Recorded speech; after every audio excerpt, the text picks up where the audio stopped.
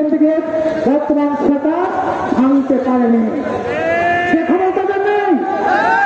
আইনের শাসন করেন, ভুল দুর্নীতি যাচ্ছে, মানুষ খুন হচ্ছে, চিন্তা হচ্ছে, কমে বেড়ে যাচ্ছে।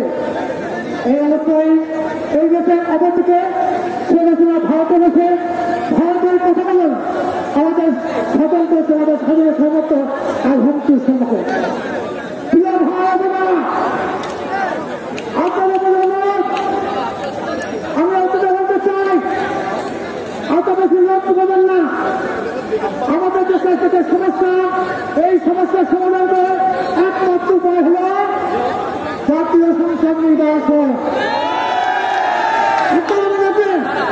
অনির্বাচিত সরকার যতই হোক তা পর্যন্ত এই সব সমস্যার সমাধান করতে পারবে না। এই সমাধান করতে হবে আগামী সংসদ নির্বাচন দেন, যে কোনো সরকার হয়ে তাই পারবে এই সমস্যার সমাধান করতে। সেই নির্বাচনে কেন্দ্রীয় অংশগ্রহণ করবে এবং ক্ষমতা এসে এই দাবি, এই অন্যায়গুলো এবং আজকে এইটাকে তিনি অপদস্থ করবেন, দেশের স্বাধীনতা সামর্থ্য রক্ষা করবেন।